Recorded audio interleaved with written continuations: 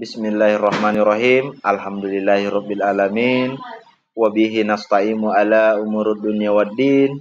Wa sallallahu ala sayidina Muhammad wa ala alihi wa ashabihi ajmain. Baik, anak-anakku sekalian, di dalam kesempatan ini kita akan mempelajari tentang Al-Qur'an dan Sunnah sebagai pedoman hidup. Nah, anak-anakku sekalian, ini ada bahan bacaan. Mari kita membaca bersama ya. Mari bertafakur.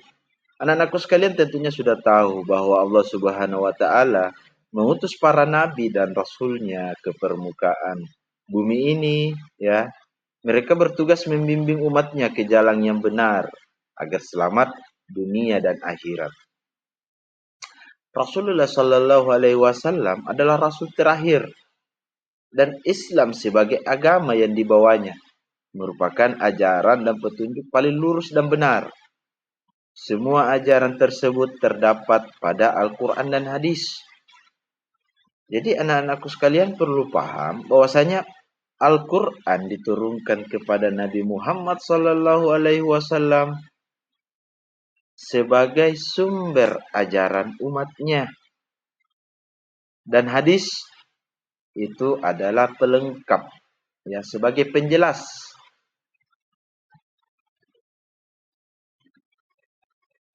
Selanjutnya anak-anakku sekalian ini perlu paham tentang apa itu Al-Quran. Ya. Al-Quran secara bahasa berarti bacaan yang diambil dari kata qara. Berarti membaca Al-Quran didefinisikan sebagai wahyu Allah Subhanahu wa taala yang menjadi mujizat dan diturunkan kepada Nabi Muhammad sallallahu alaihi wasallam. Al-Quran dituliskan sebagai mushaf, diriwayatkan secara mutawatir, dan membaca Al-Quran itu bernilai ibadah. Ya, tulisan Al-Quran di dalamnya berbahasa Arab dan tertulis pada mushaf itu mulai dari surah Al-Fatihah dan surah An-Nas. Anak-anakku perlu paham bahwasanya setiap bacaan Al-Quran itu bernilai ibadah. Jadi barang siapa yang membacanya akan mendapat berkah dari hasil bacaannya. Dan yang kedua itu, apa itu hadis? Hadis adalah sumber hukum yang kedua setelah Al-Quran. Orang yang beriman kepada Al-Quran sebagai sumber hukum Islam juga harus percaya pada hadis sebagai sumber hukum Islam. Terdapat ragam kata yang hampir sama di dalam hadis. Kata tersebut adalah sunnah, khabar, dan asar. Namun keempat ini memiliki perbedaan. Ya, walaupun juga memiliki kesamaan. Seperti di sini dijelaskan bahwasanya ragam kata yang bersama dengan hadis. Ada sunnah, ya. Sunnah ini dikatakan adalah semua yang bersumber dari Nabi Muhammad SAW, baik itu perkataan, perbuatan, dan takrir, serta tabiat, budi pekerti, atau perjalanan hidupnya. Itu dikatakan sunnah. Ya. Dan selanjutnya hadis. Hadis itu adalah perkataan, perbuatan, dan takrir yang bersumber dari Nabi Muhammad SAW.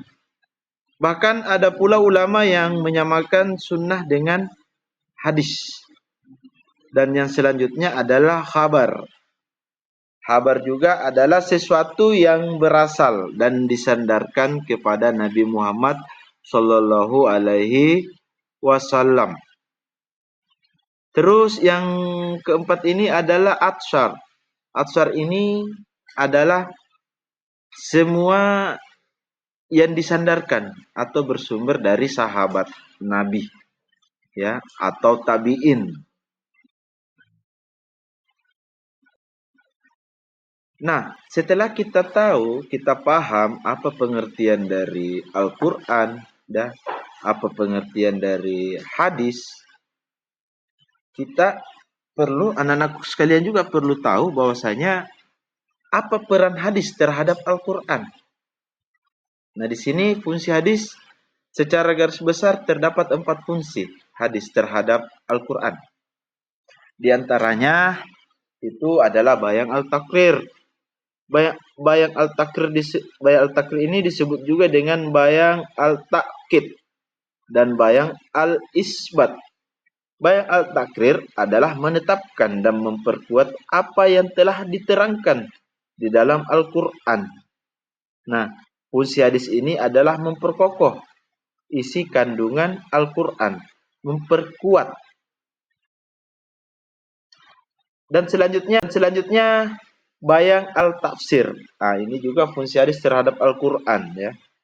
Dikatakan di sini bahwasanya bayan al-tafsir adalah penjelasan terhadap ayat-ayat yang memerlukan perincian atau penjelasan lebih lanjut, seperti pada ayat mujmal atau umum atau global, mutlak dan tidak mempunyai batasan, dan am atau umum. Sehingga fungsi hadis ini adalah memberikan perincian, ya, atau penafsiran terhadap ayat-ayat yang masih mutlak dan memberikan taksis, penghususan terhadap ayat-ayat yang masih umum. Dan selanjutnya fungsi hadis terhadap Al-Quran ini adalah bayang al-tasri'. Bayang al-tasri' adalah memberikan kepastian hukum Islam yang tidak ada di dalam Al-Quran. Biasanya Al-Quran hanya menerangkan pokok-pokoknya saja. Contohnya zakat fitrah. Terus yang selanjutnya yaitu bayang al-nash. Nah, secara bahasa berarti membatalkan, nas, ya, menghilangkan, memindahkan, dan mengubah, membatalkan ketentuan terdahulu demi ketentuan baru yang lebih maslahat. Nah, anak-anakku sekalian, dari perang hadis ini, keempat perang hadis ini, mereka semua memiliki fungsi masing-masing. Ya.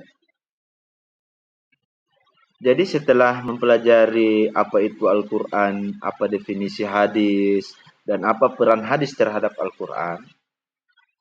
Nah, selain definisi yang dijelaskan oleh Bapak, ya, anak-anakku sekalian bisa mencari informasi tambahan mengenai definisi Al-Quran menurut para ulama, dan juga anak-anakku sekalian bisa memberikan contoh fungsi hadis terhadap Al-Quran. Nah, jadi tugasnya anak-anakku sekalian ini, silakan cari informasi tersebut bersama kelompokmu dan presentasikan di depan kelas.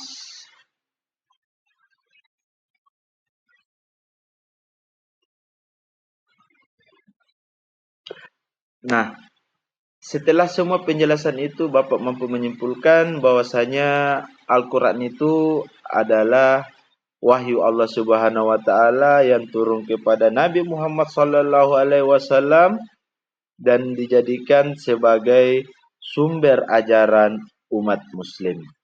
Dan hadis itu adalah sumber hukum kedua sebagai pelengkap penjelas, ya. Dan fungsi hadis terbagi 4 atau disebutkan menjadi 4, di mana diantaranya adalah bayang al-takrir, bayang al-tasrir, bayang al-tasri', dan bayang al-nas. Di sini dikatakan bahwasanya hadis ini memperkuat, memperkokoh, bahkan sampai ke al-nas. Al-nas ini dikatakan adalah mengubah ketentuan, ya, sesuai kebutuhan yang maslahat. Baik, sekian dari Bapak. Semoga ilmu yang kita dapat hari ini mendapat berkah dari Allah Subhanahu wa taala. Dan terima kasih sudah mengikuti pembelajaran pada hari ini dengan baik. Tetap semangat dan selamat mengerjakan tugasnya anak-anakku sekalian. Wabillahi taufiq wal hidayah. Wassalamualaikum warahmatullahi wabarakatuh.